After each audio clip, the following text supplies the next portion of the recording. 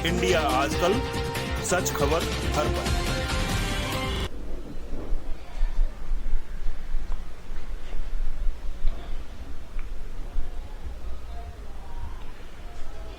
Hello दोस्तों, नमस्कार।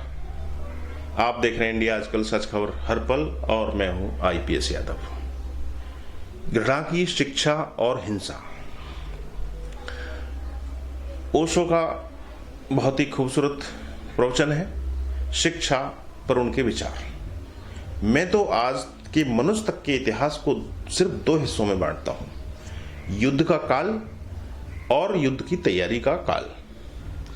अभी तक शांति का कोई काल हमने नहीं जाना है, और ऐसी जो मनुष्य जाति की स्थिति है उसमें उसके खंड खंड में विभाजित होने का आधारभूत हाथ है।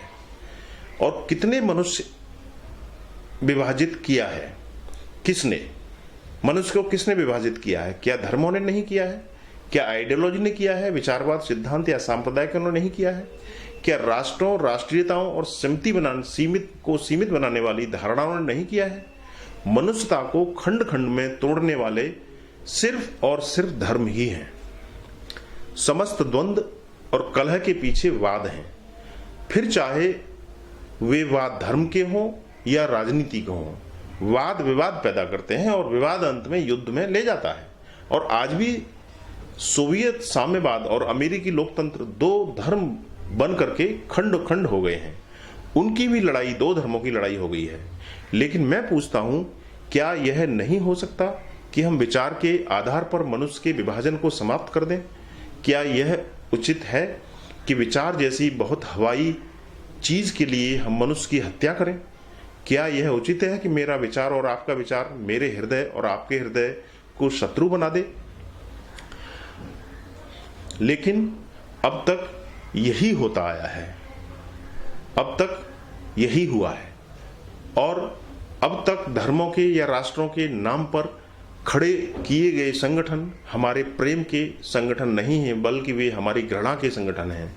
और इसलिए आपको ज्ञात होगा कि घृणा का जहर जोर से फैला दिया जाए तो किसी को भी संगठित किया जा सकता है। और संभवतः एडोल्फ हिटलर ने कहीं कहा है कि यदि किसी कौम को संगठित करना हो तो किसी दूसरी कौम के प्रति घृणा पैदा कर देनी आवश्यक है। उसने यह कहा ही हो सो नहीं, उसने यह किया भी, और इसे कारगर भी करके दिखा दिया दुनिया को। पृथ्वी को विषाक्त करने वाले सारे उपद्रवी लोग इसे सदा से ही कारगर पाते रहे हैं। इस्लाम खतरे में है, ऐसा नारा देकर मुसलमानों को इकट्ठा किया जा सकता है। हिंदू धर्म खतरे में बताया जाता है तो इसके लिए हिंदू इकट्ठे हो जाते हैं। खतरा भय पैदा करता है, और जिससे भय है उसके प्रति घृणा पैदा हो जाती है। ऐसे सारे संगठन और एकताएं भय और घृणा पर ही खड़ी होती हैं। इसलिए सारे धर्म और प्रेम की बातें तो जरूर करते हैं, लेकिन चूंकि उन्हें संगठन चाहिए इसलिए अंततः वह घृणा का ही सहारा लेते हैं। और तब प्रेम कोरी बातचीत, कोरी बकवास रह जाती है और घृणा उसका आधार बन जाती है।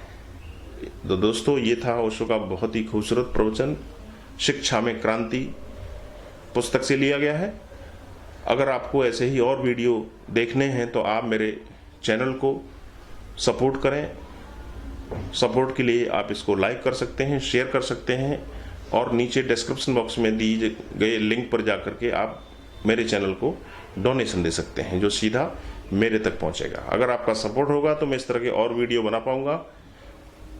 आपने पूरा वीडियो देखा, उसके लिए आपका बहुत बहुत धन्यवाद। मिलते हैं इंडिया आजकल, सच खबर हर पल।